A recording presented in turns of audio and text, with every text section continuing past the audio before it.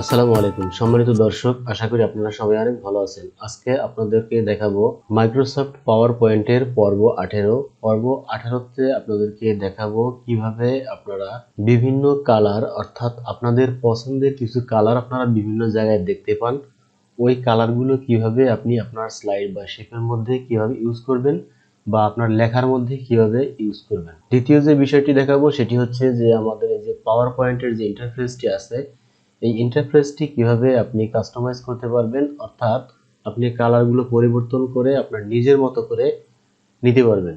এই বিষয়গুলো আজকের এই ভিডিওটি থেকে দেখাবো। তো ভিডিওটিতে একটি লাইক দিয়ে পরবর্তী অংশ দেখার জন্য অনুরোধ রইল। দেখেন, আমরা এই শেপটি ব্ল্যাক অবস্থায় আছে। এখন এখানে আমি কতগুলো শেপ ক্রিয়েট করে রেখেছি এবং এখানে এক একটি শেপে এক একটি কালার দেওয়া আছে। এই কালারগুলো কিভাবে আমি এই শেপটির মধ্যে ইউজ করব, এটার একটি টেকনিক শুধুমাত্র আপনাদেরকে দেখাবো। এই টেকনিকটি অবলম্বন করলে আপনি যে কোনো কালার আপনার কম্পিউটারে থাকুক বা না থাকুক, এখানে অটোমেটিক আপনি কিন্তু ইউজ করতে পারবেন এই শেপের মধ্যে, আপনি যেখানেই দেখেন না কেন। যাই হোক, আমরা দেখাচ্ছি। আপনি এই শেপের উপরে ক্লিক করে দিলাম। ক্লিক করে দেওয়ার পর এখান থেকে শেপ ফরম্যাটে যাব। শেপের কালার মূলত যেখান থেকে করতে হয় সেখানেই যেতে হবে। তারপরে শেপ ফিলে আমরা চলে যাব, কারণ যেহেতু আমরা ফিল কালারটি চেঞ্জ করব, আমরা আউটলাইন চেঞ্জ করব না। আমরা শেপ ফিলে ক্লিক করলাম। করার পরে দেখেন এখানে অনেকগুলো কালার আছে। ধরে নেই যে এই কালারগুলো এখানে নেই, তো আপনি কিভাবে এখানে এই কালারগুলো ইউজ করবেন।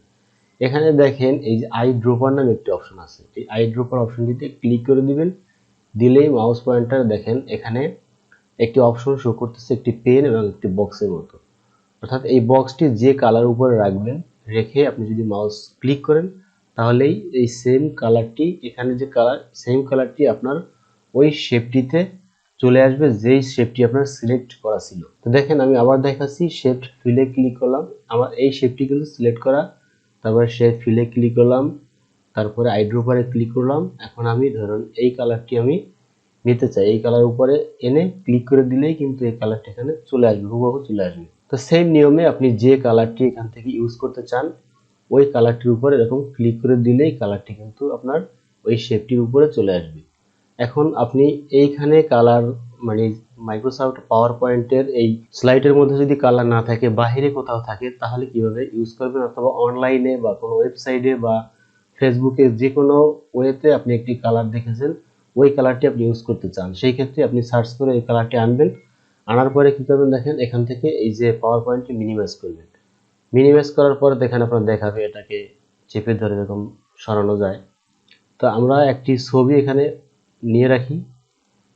এখন দেখেন আমাদের এই ছবিটি কিন্তু নিচে আছে, ছবি এবং বিভিন্ন কালারও কিন্তু এখানে আছে। এখানে হোয়াইট আছে, এখানে অন্য একটি কালার আছে। এই কালারগুলো আমরা ইউজ করে দেখাবো। তো এখন দেখেন আপনারা এই সেম সিস্টেমে এই যে আইড্রপারে ক্লিক করে দিবেন। দেওয়ার পরে এখন এখানে আপনার পাওয়ার পয়েন্টের মধ্যে যে কালারগুলো আছে, এই কালারগুলো আপনি ইউজ করতে পারতেছেন ইজি।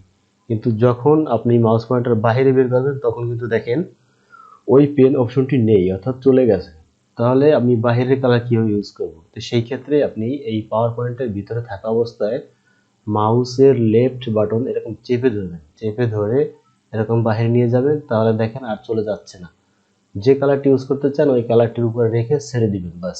দেখেন এখানে সেম কালারটি কিন্তু চলে আসলো। আবার দেখেন আইড্রপার চেপে ধরবেন, মাউস পয়েন্টার লেফট বাটন, যে কালারটি ইউজ করতে চান ওই কালারটির উপরে নিয়ে ছেড়ে দিতে হবে। এই যে পেনটি আছে, পেনটি যে কালার উপরে রাখবেন, আপনার যে ওখানে যে ঘরটি দেখাচ্ছে ওই ঘরটির মধ্যে কিন্তু সেম কালারটি দেখাবে। তো আমি ছেড়ে দিলাম, দেখেন আমার এই ফেজের কালারটি কিন্তু এখানে শো করতেছে। তো এইভাবে আপনি যে কোনো কালার এখান থেকে ইউজ করতে পারেন। এই সিস্টেমে আপনি অনলাইন থেকেও একই সিস্টেমে ইউজ করতে পারেন। এখন আপনি এই লেখার উপরে কিভাবে কালার ইউজ করবেন, সিস্টেম কিন্তু একই। লেখাটি সিলেক্ট করতে হবে। সিলেক্ট কিন্তু এরকম করলে হবে না, এরকম সিলেক্ট করতে হবে। করার পরে তারপরে আপনি চলে যাবেন লেখা যেখান থেকে কালার করতে হয় সেখানে, অর্থাৎ হোমে যাবেন। হোমে গিয়ে এখান থেকে লেখা কালার করতে হয়, এখানে ক্লিক করবেন। করার পরে এই যে আইড্রপার নামে একটা অপশন আছে, আইড্রপারে ক্লিক করে দিবেন। দেওয়ার পরে আপনি লেখাটি যে কালার করতে চান ওই কালার উপরে নেবেন, নিয়ে ক্লিক করে দিবেন, ব্যাস হয়ে গেল। আবার দেখেন আইড্রপার যে কালারটি করব নিব, ক্লিক করব, ব্যাস হয়ে যাবে।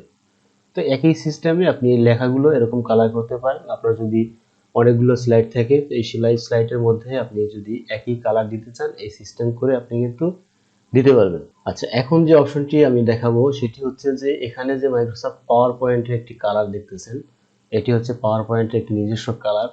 তো এই কালারটি আপনি যদি মাইক্রোসফট অফিস 2019 যদি সেট আপ করেন, তাহলে এরকম কালার আপনি দেখতে পাবেন। 19 ছাড়াও অন্যান্য যে ভার্সনগুলো আছে তাতেও প্রায় সেম কালার এখানে মাইক্রোসফট পাওয়ার পয়েন্টে কিন্তু দেওয়া আছে। তো এখন দেখেন আমি এই কালারগুলো চেঞ্জ করে দিব, কালারটি আমার কাছে ভালো লাগতেছে না। সেই ক্ষেত্রে আপনি ফাইলে যাবেন, ফাইলে গিয়ে অপশনসে ক্লিক করবেন, করার পরে এরকম একটি অপশন আসবে, এখানে আপনার অন্য কিছু লেখা থাকবে। এখানে আপনি ইউজার নেম এবং ইনিশিয়াল একটি নাম আপনি দিয়ে দিতে পারেন, এটা আপনার ব্যক্তিগত বিষয়। তো দিয়ে আপনি এখানে অফিস থিমস নামে একটি অপশন আছে, এই অফিস থিম অপশনে এই যে ড্রপ ডাউন অ্যারোটি আছে তাতে ক্লিক করে দিবেন।